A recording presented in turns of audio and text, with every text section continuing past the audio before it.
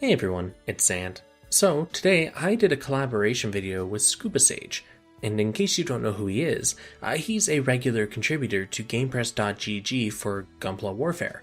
That's a website that compiles a lot of guides and written articles for video games. One of them happens to be GBGW. He also contributes on the Reddit and the Discord for GBGW, the unofficial one. Official, I'm not really sure anymore. But yeah, his name's pretty well known in the community.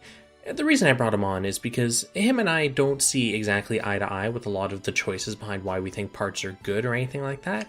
So I felt that it was best to find someone that didn't have the same views and kind of talk about the game, talk about parts, and things like that. This will be a replacement for my normal premium select video because there's no changes from last month. So hopefully this helps you figure out what you want to do with all those tickets. Anyways, enjoy. So anyways, very, very simple and straightforward. I'm just going to record the entire conversation that we have here, and I'm just going to crop out the interesting bits, anything where we actually have discussion and things like that. Sure, sounds good to me. Actually, on the note of doing the content, have you thought about what your opinion's going to be on it now that they've, or now that we found out that we can only exchange one part per ticket? We can't do, just 10 of a single part with this thing? I think it definitely will expand the options I would consider. I don't know if it really changes much. Like, as opposed to, say, maxing out or maybe going halfway with, like, 2 parts, I'm looking at 4 parts as a spread instead. Yeah. But for the most part, I think a lot of the parts are still going to be, like, left behind from it. I don't think it changes too much. I've heard lots of people saying that the best thing to do is to actually sit on the tickets right now, and the main reason for that is they don't expire. So you can just sit on them and wait for a really powerful part to show up and just wait for the banner to end and just ticket it right away. That's a valid strategy. Yeah, that's definitely something I considered. And I'm sitting on a lot of the tickets right now because I'm waiting for those specific parts I'm looking for to refresh, in other words, right? Like, Yeah. I guess it doesn't really change much because a lot of people just want to either burn the tickets because they're just burning a hole in their pocket, or do they sit on them? Myself, I've eaten through all my tickets. I built the entire Moon Gundam and I'm almost done the entire Stray Gold. Terrible choices, but yeah. I mean, if you're doing it because you like the suit, that is 100% valid, and you can definitely do that as an option. Most of my choices that I'm gonna look at this and say are like good or bad is pretty much just based on like the premium material videos that I do at the end of every month, and that's kind of what this is gonna be as well. This is like a pseudo premium material thing, and it's mostly like I tend to gear a lot of my selections towards things for builds that don't have like any pre-established word tags or comps or things like that. So it's very like beginner friendly. And I noticed that when you do your reviews on parts, especially the welfare stuff, you take in a slightly larger scope of things where your ratings are more based on, this is good if you have like this scenario and things like that. I just look at a part and it's pretty much like this is either really bad or this can fit into a ton of generic, builds, 10 out of 10, great item. Yeah, how I do my reviews generally is I consider the part in the grand scheme of things, like how it fits in with everything else in the game, and especially for the event parts, which are a lot easier to get a hold of than, let's say, these 4-star parts are. I try to look at, like, the main comparison point I use is the Artemis, right? Because the Artemis is just given to you, and it's, like, average across the board for a 4-star suit. Yeah. So if an event part is better than the Artemis, then that's usually a good thing. If it's worse than the Artemis in the same slot, I usually don't consider it very highly.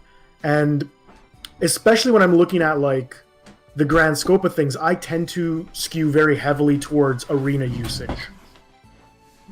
Like, it's very much about PvP for me, because I find that a lot of the other content in the game, like multi-missions or some of the harder free missions, or the harder events, I find that content is easier in general than Arena is to score. Like, Arena's not that hard, but to score highly in Arena is very difficult. Yeah, every time I look at the arena and I see people like, oh, look at my 1.3 multiplier score, I'm just sitting there like, man, I can barely eke out like a 1.2. Jesus. Yeah, But it's even myself. I've been having a very hard time lately in arena, and I've just taken like 1.258 across the board constantly, and I've just accepted what it is. But like I find because arena is so difficult, and it requires such specialized builds every week in general, I find that's where the hardest content is, and that's where I use as my guideline. Like if it's good in arena, it'll be good everywhere. I guess that's fair. That's fair. Yeah, because I guess the arena combat's applicable anywhere, because if you can beat down an arena enemy mobile suit, you can beat down a multi-mission boss without any difficulty. And the story content and free missions are all scaled to weaker arena fights pretty much, so... Yeah. The only, like, real consideration between the two is, okay, well, story missions last a lot longer than arena, so if you want more magazine skills with higher mag amounts, or like really short cooldown EX skills just to help clean up the many enemies you find in the story missions, that's definitely something you can consider. Yeah. Well, with that in mind then, looking at the big fat list of things that we can choose from, because this is actually like a ridiculously long list of parts we have access to. Yes, it is. Jeez, because this is going all the way back to day one. Actually, something someone brought up is since about November, we've had 0 3-star gacha suits. It's all been 4 stars. Was November the last time it was added? It may have been a little after that, but I know since January there's been no 3-star gacha suits added. Yeah, I think it was the last one was the Dragon Gundam, right? That sounds about right. It's insane. Like, they add 2 4-star machines on average every single week, and it's you can tell with this list of parts, like, it's insane. Yeah. And this isn't counting the Sokais and the Limiteds. I don't know how many 4-star there are compared to 3-star just in general, because the flip side to look at it is that we started with a lot of different 3-star suits available, and we also got a 3-star suit every single week. Mm-hmm. Whereas we started with we started with what, 4 different 4-star suits if you count the new Gundam? Yeah, well, you definitely would count the new Gundam. Yeah, so we started with 4 different 4-star suits at the beginning of the game, and then they added 2 a week. Whereas we had a lot more than 4 3-star suits, and then 1 a week added from events. Yeah. No. I definitely do see the point in that one. I don't know, the 2-star suit is definitely where we kind of like... like, if we didn't get new 3-star Wait, there are 2 stars in this game? There are 2 stars in this game, surprise. So, like, 3 parts I care about from it, but, you know... Actually, thinking about lower tier parts and things that are really handy, I'm going to let you in on a little eyebrow wiggle piece of news. The Gray's custom parts that say it gives bonuses if your C power is below a certain amount... Is that what they do? I haven't looked at them yet. Yes. The gun in particular, if your C power is less than 250,000, you get a 25% EX skill damage boost. And the reason I say keep those and get them to EX10 as soon as you can is related to a video I'm doing later today, or maybe even early tomorrow, about a data mine. I got enough information here to actually do a video. There is a challenge string that exists for a arena restriction. You have a C power cap for your suit, where you cannot have more than 250,000 C power, and you have to run in the arena with that suit. Interesting. So, back to the actual reason we're doing this video. End of the day, if you're going to look at this list here, are there any parts that you think you'd want to be recommending to players to pick up? I think the best way to do this is you kind of give a list of what you think's really good to pick up, and then we can talk about it, and then I can give a list of things I think are good to pick up. We can talk about it, because it really comes down to you and me have 2 very different viewpoints as to why parts should be picked up, so I think it's kind of a good way to go about things. Yeah, definitely. List of parts. So... a lot of it is like, okay, what do you have available to you already? Right? Like, certain things I would recommend, like I picked up myself, for example, I picked up the the Beam Zamba X2, right? It's a high fire. It's a melee part with a trait that says while you have high firepower active, your initial EX skill charge is boosted. Now I picked that up because I was looking for specifically a P-type like shooter initial EX part, right, for melee. So that's a very specific niche I was looking for, and that part filled it, so I picked it up. But I wouldn't necessarily recommend that to just everybody in general. If I were to recommend something similar to everyone in general, it would probably be the... where is it? I'm probably going to butcher the name, but the Gerbera Straight and Tiger Pierce. Oh, yeah. God, that thing just made waves. Yeah, that is... I actually don't have it myself because I don't need it per se, but if you don't have a lot of like initial skill charge parts, that is definitely one to look at picking. It's ridiculous how good that part actually is from the standpoint of, like, it doesn't even have to be in a vacuum. It has, like, the second highest melee attack stat for a weapon in the game.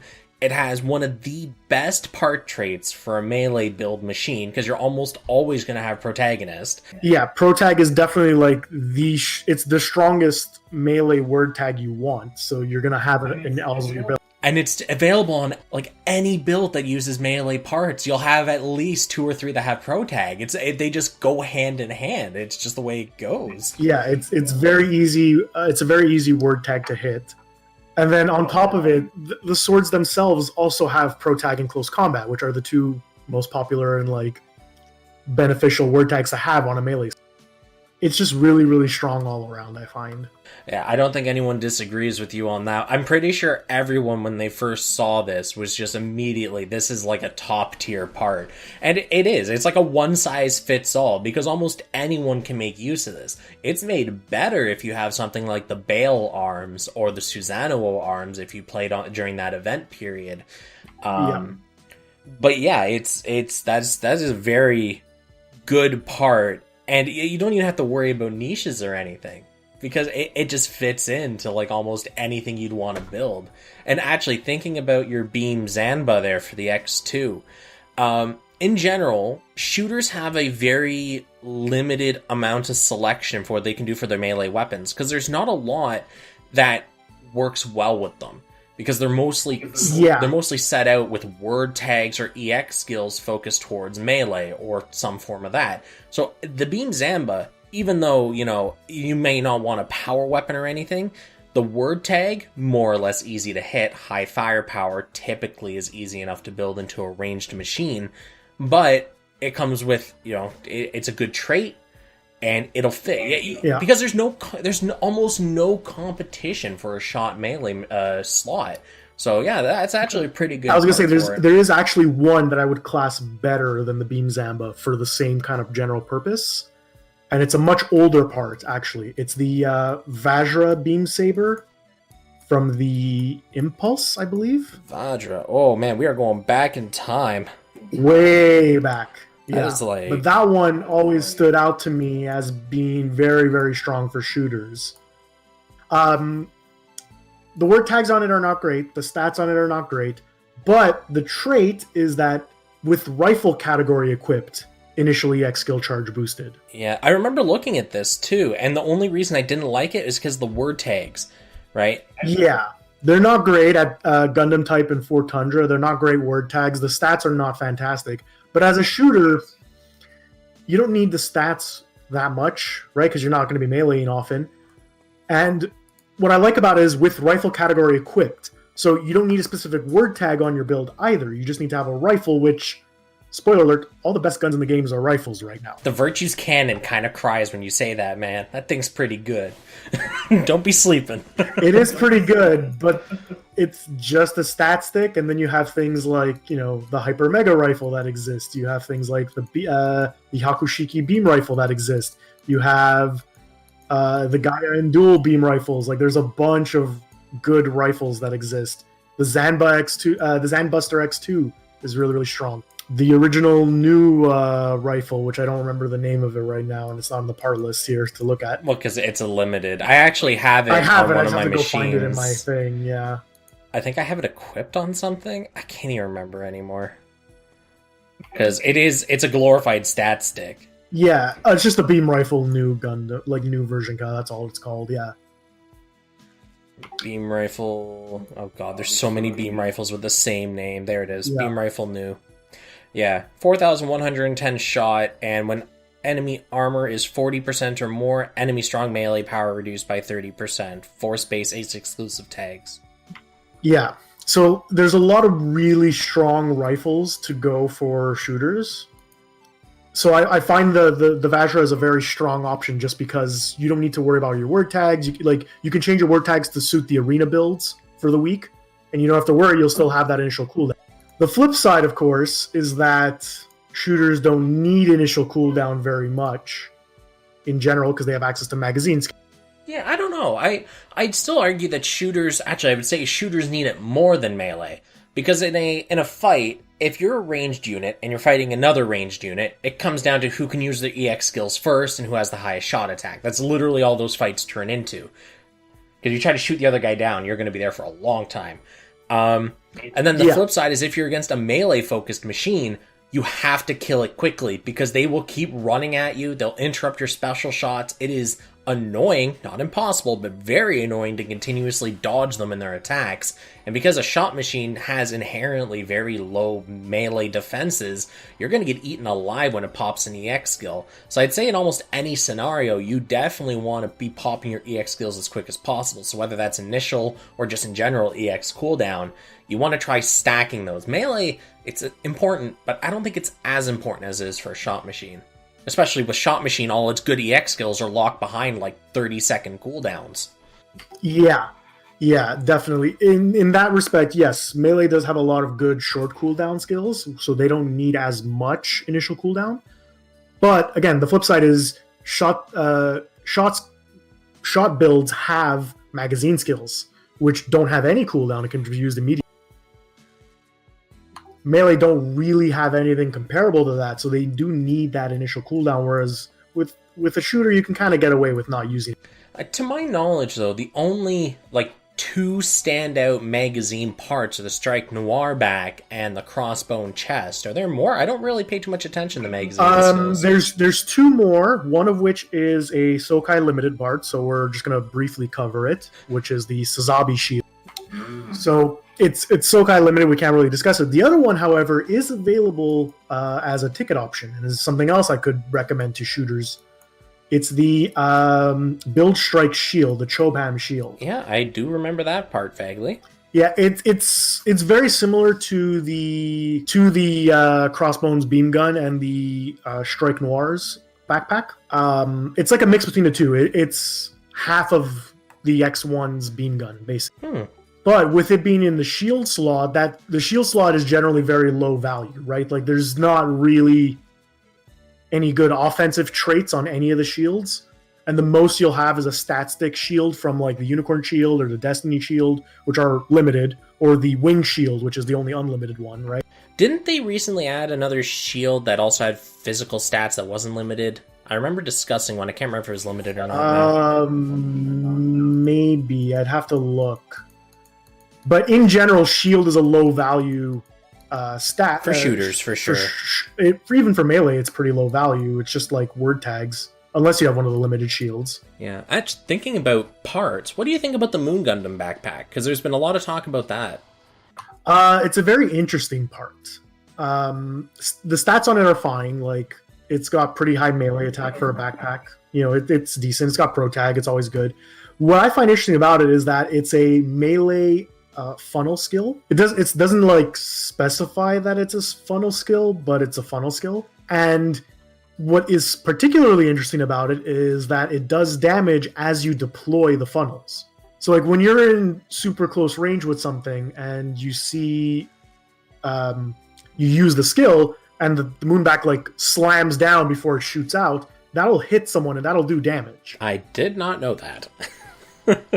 Yeah, I didn't think, like, when I first saw it, it blew my mind. I was like, wow, okay, that's super interesting.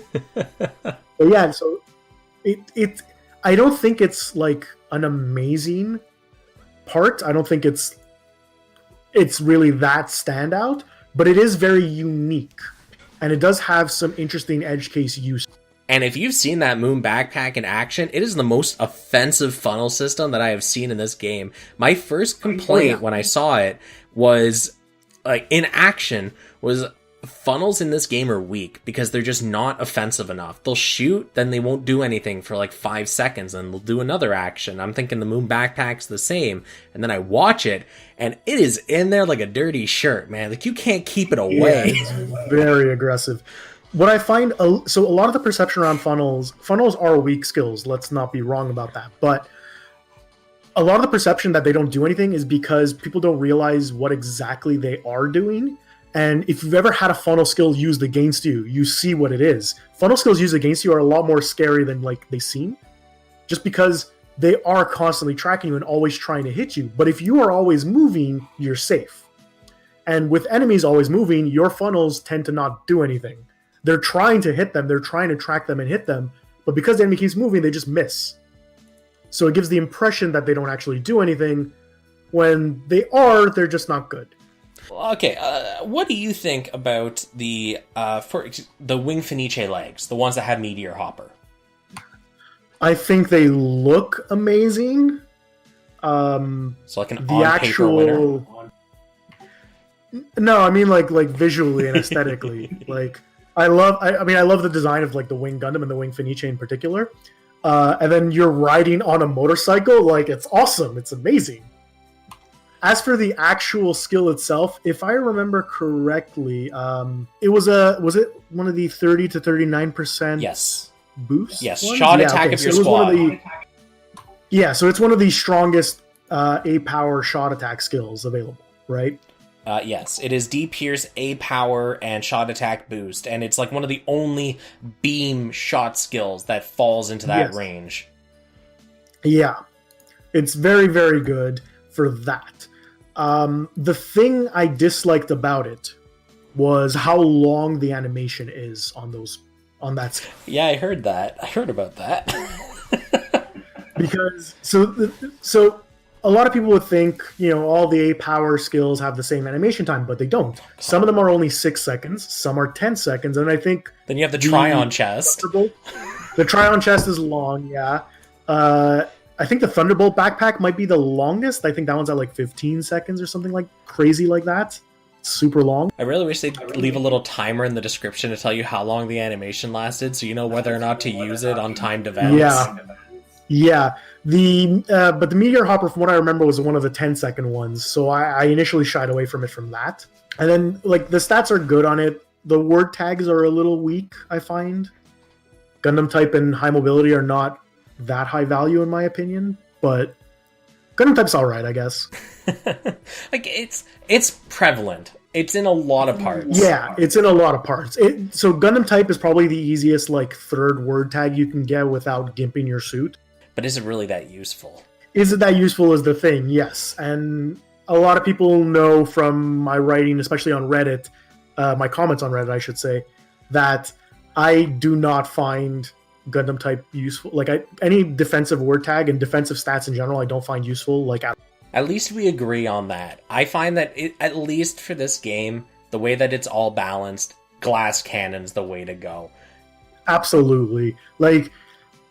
And that's partially I guess that's why they boosted armor as much as they did for Arena.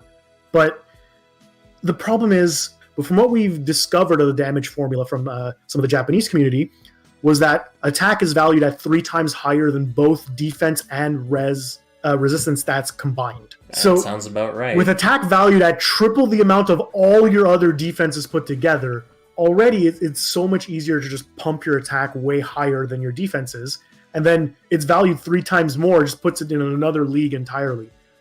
And even if that wasn't the case, even if they were more evenly balanced, there's still one big, big factor that ruins defense in this game. And that would be the fact that dodging exists. It's an action game. Dodging is player controlled. And it's always better, without fail, to dodge an attack as opposed to soaking up an attack with higher defenses. Because 0 damage is better than even 1 damage. But to use my arena runs as an example, my arena runs never last more than a second or 2. Like, even that I'm not in, like, competition for top rank in Arena, and I'm not even, like, sometimes I don't even make top 100. I'm at like 150 or whatever. My runs are never more than 2 seconds. I don't even have time to dodge an enemy attack because the enemy doesn't even get a chance to attack. So if that's what like high-end Arena looks like, and that's currently what high-end Arena looks like, yeah, then there's no reason to not just build glass cannon. So, just in general then, based on all the discussion we've had so far, because there's a shitload of it, the long and short of it is, well, yes and no. We have definitely gone off track as we're not directly talking about it, but everything that you've said so far really feeds into what people should be using their tickets for. What you should be looking at are things that help boost your stats to kind of increase the potency of what you are going to be running in an ideal Arena situation. For shooters, you should be looking at very high skill or high stat parts so that you can make most use out of magazine skills like the X1 torso or the Strike Noir back, or both. Right? You just have to wait for the reruns to come around in the parts thing so you can kind of exchange and get them back to EX10. Right? For melee builds, you want to look at things that heavily reduce your initial cooldowns. Then you want to pick up something like the Gerbera Straight Tiger Pierce just because of how useful it is, or another strong melee part. So, and like you said, you also prefer power because technique is just so prevalent in the arena. Definitely very prevalent. So it kind of all feeds into each other. Kind of, you want to pick as a shooter high stat parts to kind of complement the really good stuff, and then as a melee, things that have initial EX cooldown that potentially have good tags. And that was the other thing. You don't want to try fishing for 3 tags. Go for 1 for sure. Maybe go for 2 if you can do it, but 3's kind of extending yourself a little too far out. Yeah, definitely agree with all that. Would there be any specific part that you think of, other than the Gerbera Straight Tiger Pierce, that would kind of be like a guaranteed, you should probably have at least one of this? Okay, so if I'm going to look at like parts in general, I'm going to split between melee and ranged, obviously. For melee, there's the Gerbera and Tiger Straight, right? There's also the Gyujin Ribake Shield, if you don't have it, to actually have a good melee option for Arena.